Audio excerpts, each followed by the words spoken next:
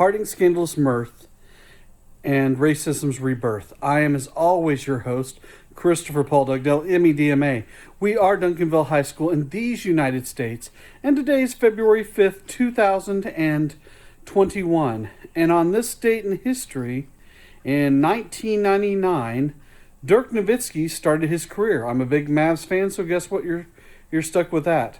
I could go with the sadder note that Medgar Evers was killed and on this date in history in 1963. But let's stick with Dirk because Dirk's, that's kind of a story about how, well, no, never mind. Medgar Evers did a lot of great things for the civil rights movement.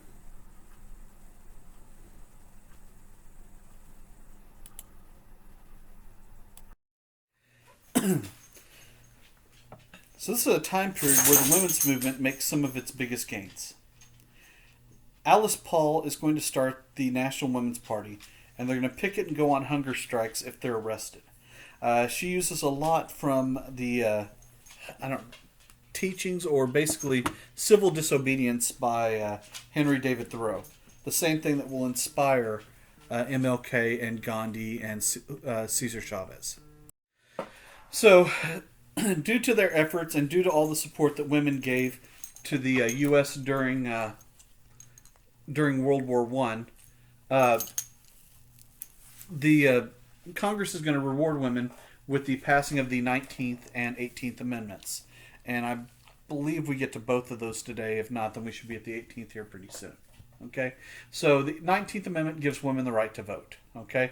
So you have the 13th Amendment that does that bans slavery, the 14th Amendment that does civil rights or citizenship, the 15th Amendment that does voting rights for all men, the 16th Amendment that does income tax, the 17th Amendment that does a direct election of senators, and now the 19th Amendment that gives women the right to vote. If you're wondering why I'm going over all of these, is because you need to know all of these. Okay? So, during this time period and the years before, many women will work outside the home and go to college, and a lot of them are not going to want to give up the rights that they had won during this time period. Jeanette Rankin is actually going to be the first woman to hold a seat in Congress, and she does it for the state of Montana, and she was the only person to vote against World War I. Kind of an important milestone. Now, women's fashion. This is going to change a lot with the time period, and you have the flapper. That's a young, dramatic, and stylish woman of the 1920s, demonstrated the change in society between women and their roles. You can see the amount of skin that she's showing, a lot of knee, a lot of shoulder and ankle, and these are things, and even neck. Things that men had really never ever seen in public and either only saw when they were married or when they could afford a prostitute. So, again, people had a hard time dealing with this, even the hat. I could go into more, and you'll see a little bit more in the diagram on the question. So, anyway, you'll see here pretty soon. On the right, that is my niece, and whenever I saw her dressed like that, I called her father and asked him what kind of man he was to let his daughter dress like that. The election of 1920. So Warren G. Harding is elected with the slogan or promise a return to normalcy. This means that there's going to be an end to all the imperialism. There's going to be an end to all the progressivism. That we're going to go back to our normal lives. You could say make America great again was kind of what he was going at. Okay, and a lot of things that he instituted were several things that were similar that were put in place by Ronald Reagan in the 1980s, and again by Donald Trump in 2016. And I guess to a lesser degree around 2001 under George W. Bush.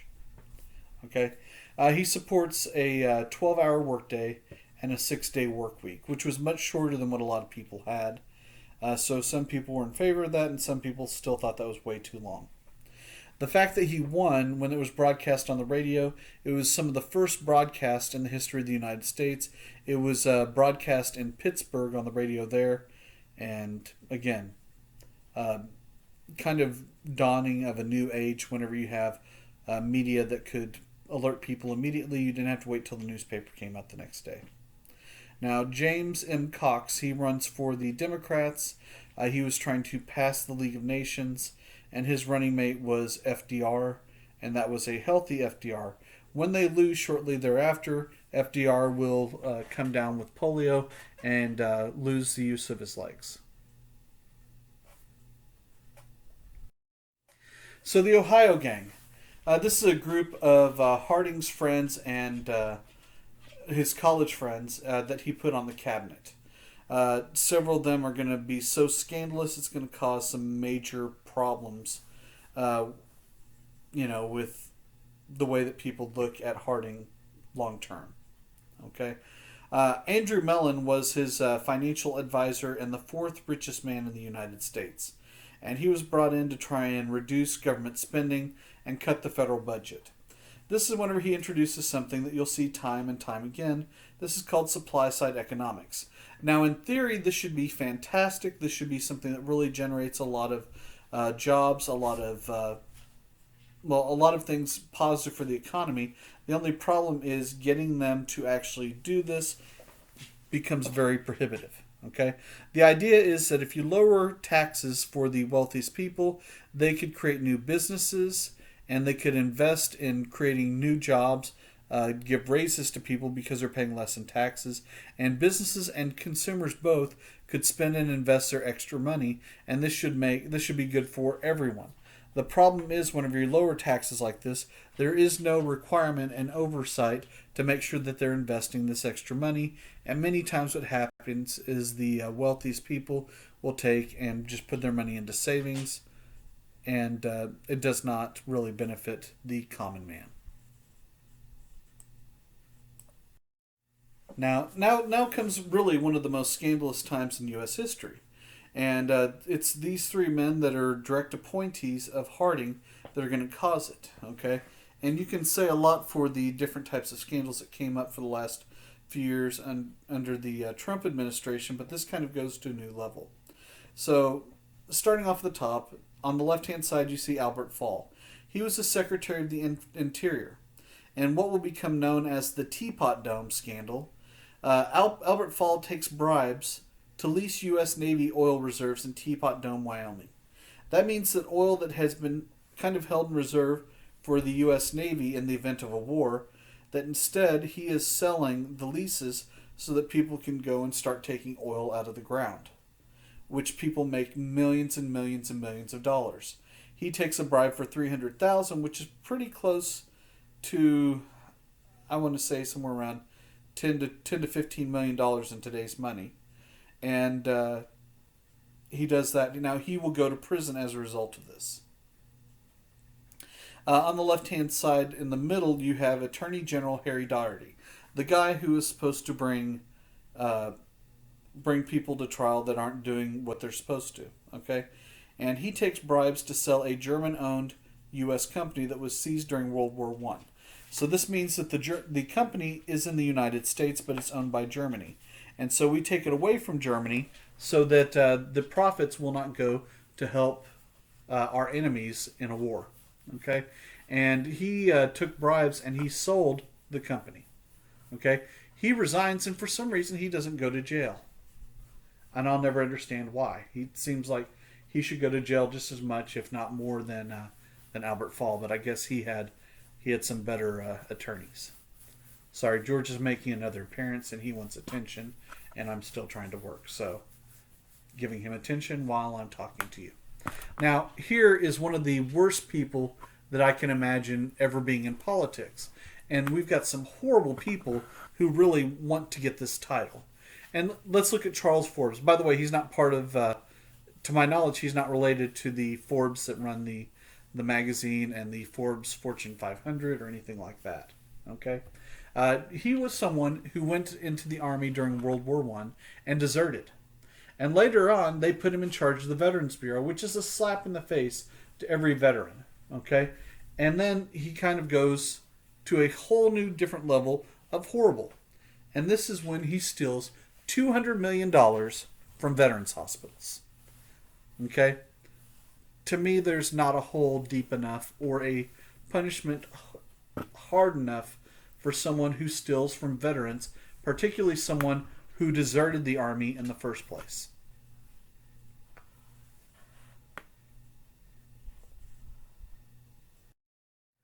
Okay, the Fort Macumber Tariff. Now, the idea on this is to try and help the nation avoid a massive recession, and so it raises import taxes. Again, the idea of import taxes is to protect American companies and jobs. Okay? But the minute we raise our import taxes or tariffs, other countries raise theirs against the U.S., and it's going to shut down global trade. Okay? Again, more work by the Harding administration, and why there is a massive depression going around, I'll never understand. Okay? Now, the Harry McNaughton bill is really the first thing in U.S. history that would actually help the farmers. And the idea was for the government to buy farming surplus and sell it overseas. This is something that would have kept a lot of farmers from losing their land. And during the Great Depression, when you have a perfect storm of farmers losing their land, about 20 to 25% of the nation losing their jobs, this is something that would have at least kept them in their homes. And because they couldn't afford to farm anymore, it's going to cause the Dust Bowl, which caused a lot of dust storms, which caused a lot of damage throughout the United States. So all this goes hand in hand. And Coolidge vetoes the bill, however. By the way, it's Coolidge because Harding will die. We just haven't gotten to that yet. But don't worry, he will die. And there's a lot of controversy around that too. Margaret Sanger, that's her in the bottom left-hand side. She really starts a movement to try and bring birth control to the United States. Christian groups are horrified by this. And, because it's not your choice to decide whether or not you have children. That is God's decision. Okay, and the National Women's Party is going to come about in 1923. This is something that kind of does spring out of, or it's a continuance of Alice Paul's work, and this is really campaigning for equal rights. And this almost is achieved 49 years later with the Equal Rights Amendment, but it still lacked 3 states for ratification. So it never becomes an amendment. Now, I know you've all been concerned. We haven't heard anything about the KKK. Did it fall apart? Well, don't you worry. It goes crazy in the 1920s. In fact, it grows to the largest numbers in its history. Okay? Now, the KKK originally targets African Americans and anyone that supported African Americans in any way whatsoever. But with time, they have to find new people to hate, and they are successful in that. Now, they hate Catholics, which wasn't really a stretch, and Jews, which up until World War II, the entire world really hated Jews. Now, we can make whatever claims we want otherwise, but the truth was they were really targeted by the majority of people in the world. There was no safe place for them to go. They hated pacifists also, immigrants, not surprising, and other people with un-American values. This would be communist. This would be homosexuals, gamblers, people that believed in birth control, adulterers, and alcoholics. And I know you're probably thinking, well, weren't they all of these? Not if they wanted to live. So there were still enough for it to become larger than the army. Okay? In 1924, the KKK grew to over 5 million people. And how do you grow to that big just by hate? Well, they did it through advertising. So many times they would advertise in church bulletins. Don't forget Saturday night over at Frida's house. We're going to have the bake-off. There's going to be a barbecue, and everyone bring your best desserts. And we might even have a scholarship for a deserving child to go to college. So come to the KKK cookout. There's a 4th K for cookout. Okay? And I hope everyone's sitting down when they do this and not juggling knives, because you could get hurt. But it ends up falling apart, the KKK does, because of scandals and poor leadership. Who would have thought that a group based on hate would have scandals and poor leadership? Well, anyway.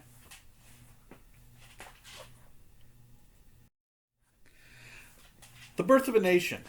This is a movie, one of the first feature-length films. It's one of the longest movies of the time, and it glorifies the KKK and Reconstruction, and basically shows how the KKK saved the South from black people.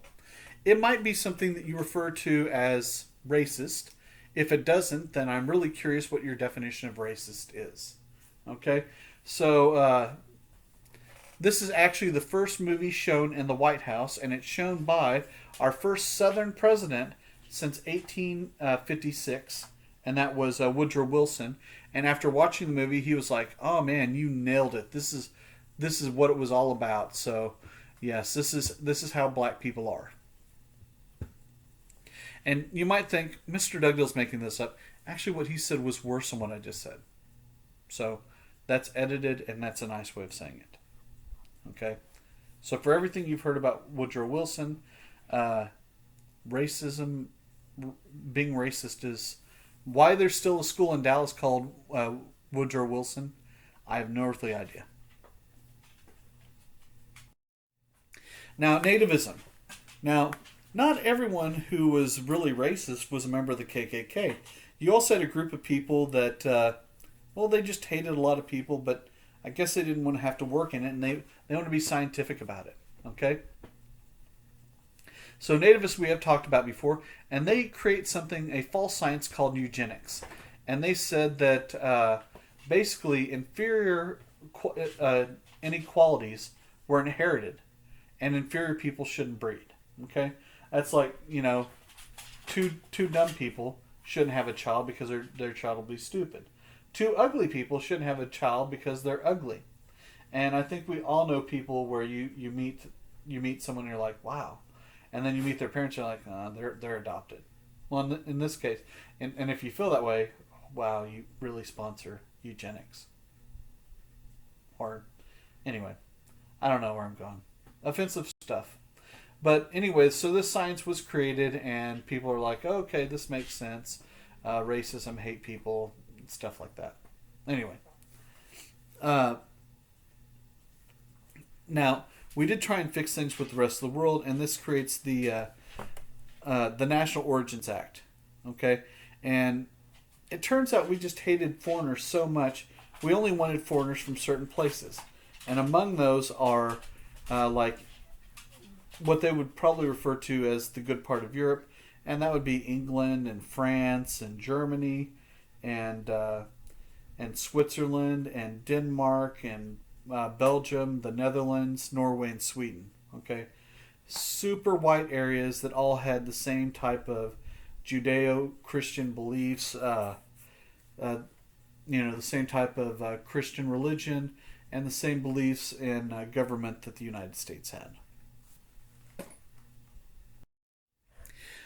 Now let's go into to all this racial hatred into practice, okay? And let's look at Sacco and Vanzetti. So the Braintree Trust in Boston was robbed, and when it was robbed, there were two people that were killed that were carrying the money. So it starts a search to try and find these bank robbers and murderers. So they go and they arrest Sacco and Vanzetti. There they are pictured to the left. Now, there was no evidence they had it. There was no evidence that they had the money. Vanzetti owned a gun, but it was not the same type of gun that was used in the robbery. And they were mainly targeted because they were anarchists and immigrants. Okay, they're Italian immigrants. So I know what you're thinking. Yeah, they're white, and did they hate them because, again, they are anarchists and they are not from the northwestern part of Europe. So, in the trial, everything focuses on the fact that they're anarchists and they are sentenced to be executed.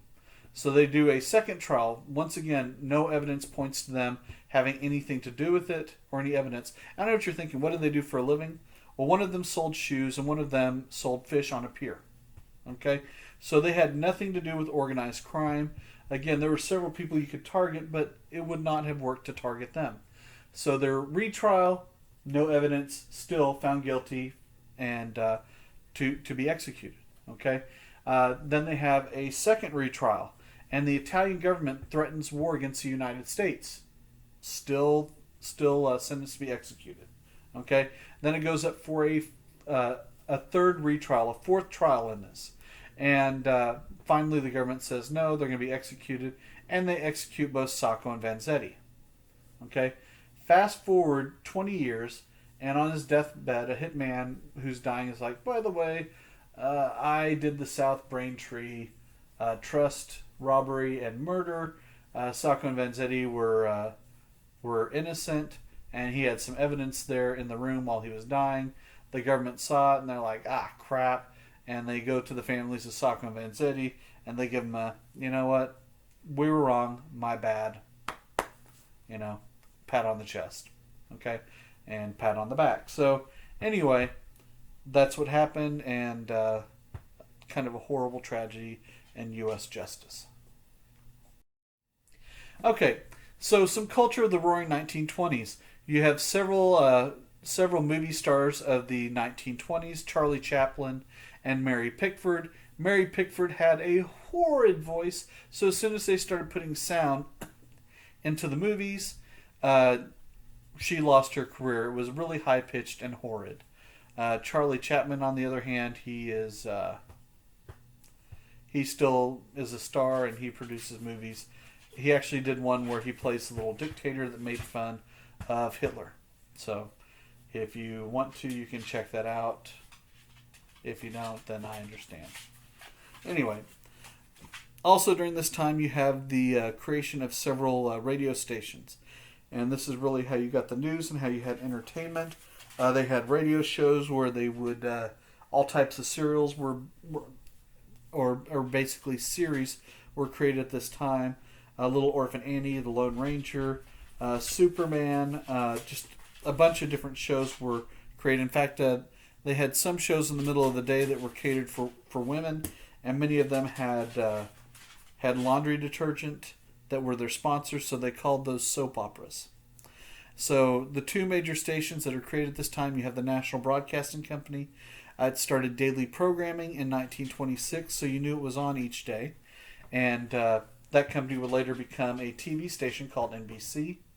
And the Columbia Broadcasting System set up coast-to-coast stations, which raises more money for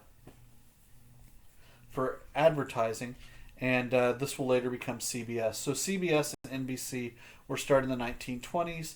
So whenever 2026 comes around, I'm sure that NBC will do a lot of big things to celebrate 100 years in broadcasting. Now, another pivotal moment in U.S. history, we have one of the first movie shown in the White House was about how the KKK saved the South. If you weren't paying attention earlier, we talked about it probably 10 minutes ago. Well, the first talking film was The Jazz Singer. And the Jazz Singer actually starred Al Jolson and Al Jolson. Okay? Right here on the left, you see Al Jolson in the front. And right here beside him is Al Jolson wearing blackface. Which apparently it was okay to do that back then. But if I were you, I wouldn't do it now. Okay? And many films were made during World War I to help, popularize the war effort. If you remember, we talked about George Creel and his attempts to sell the war to the American people, and that was done by films, and it made it very, very popular. So everything seems to be going well in the 20s, right? For everybody. Well, if you know anything about American history, not so much. So, sharecropping was still rampant, and actually there were still sharecroppers as late as the 1980s. Okay, many African Americans worked as sharecroppers in the South in a condition known as de facto slavery. Okay, where you basically would work for almost nothing. You would farm the land and pay large amounts of your crops and rent to the people that own the land. But during the 1920s, many white landowners would go bankrupt, and it forced African Americans off their land, and many of these African Americans would move north for wartime jobs. Okay, And it's going to cause a lot of change, especially up in the north. And we'll get to that very soon. Like now. So that is the Harlem Renaissance. And this is something that starts in New York, up north of 125th Street, where a lot of African Americans moved in on the island of Manhattan. And this is a massive creative outpouring of African American arts. One of the things about moving into some of the ethnic neighborhoods of New York and being around people, when you're working in factories, or if you're working in, well, especially if you're working in factories, you have this weird thing called leisure time. Okay, where if you're working on a farm is 24/7, 365. Working in a factory, even if they're working you 16 hours a day, it still leaves you time to kind of get together and talk about what's going on in the world. Okay, and so in the part of New York, you see an outpour of music, you see an outpour of actual paintings, poetry, literature, and all of these things are coming out of this movement in New York, where you really have a explosion of culture that takes place. A lot of racial pride that happens, and you'll see this move in some other areas as well. Bessie Smith is the Empress of the Blues, and she thinks about things like unrequited love, poverty, and oppression, and kind of helps create the blues style. And a lot of this will evolve from African American spirituals sang during slavery and during some of the later periods as well. Louis Armstrong introduces jazz, and this is a new type of music. A lot of brass is involved in jazz. He's influenced by Dixieland music and ragtime. He was probably also the greatest trumpeter of all time. You can check out some of his work on YouTube, and you should. I think he was one of the first people where they made like a 3D recreation of him playing. Now, the Great Migration made African American voters powerful in the North. In the South, they had things like Jim Crow to keep African Americans from voting, but they didn't have any such restrictions in the North. And so by the time the war was over, African Americans did matter, and they had to try and campaign in their neighborhoods as well. And so this is going to influence several elections. And this is going to lead to Oscar DePriest on the left-hand side, the first African American in Congress from a northern state. Now, there were several African Americans that were in Congress from the South right after the Civil War, before many Southerners took control of took control after the end of Reconstruction. So this is a massive event for Oscar DePriest to be elected in the North.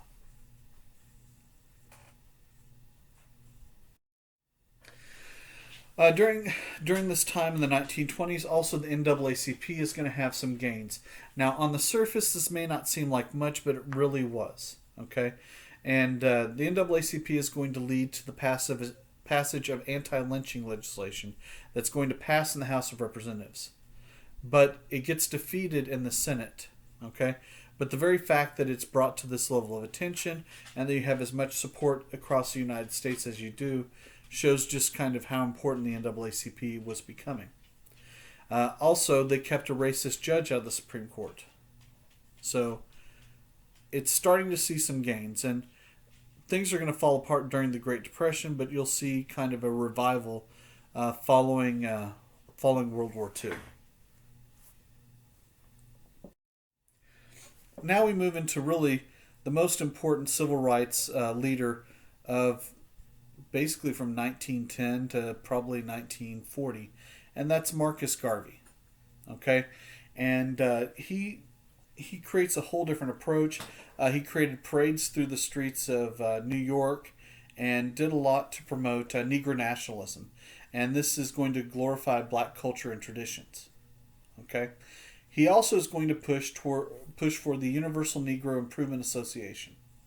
Okay, where they're really pushing to improve and expand the education of African Americans, but they still wanted to have separation and independence from white society. So he wanted segregation, basically a society within the United States where African Americans could flourish both economically, politically, and socially, but he wanted that to be separate from white society. Now, the thing that really causes Marcus Garvey's movement to really fall apart is the Back to Africa movement. And this was moving several African Americans to Liberia. Okay, and Liberia was actually first established by the United States as a place for former American slaves to go. So once this happens, he loses the middle class, and that's a lot of the support that he needed financially. And bought a lot of steamboats to try and move people to Africa, but eventually the whole movement's going to fall apart. This leads us to the end of today. I hope everyone had a good day today. I look forward to seeing you next time. Be safe. Don't cocaine. Don't AIDS. And don't COVID. Okay? Again, if you see someone on the street and they're like, hey, what you doing? Oh, we got a little bit of COVID over here. A little bit of cocaine and AIDS. Why don't you come over here for a big party? Tell them no. Okay? Don't be a part of that. You're better than that. Okay? You're great. Stay great. And I'll see you soon. This is Doug Dell signing off.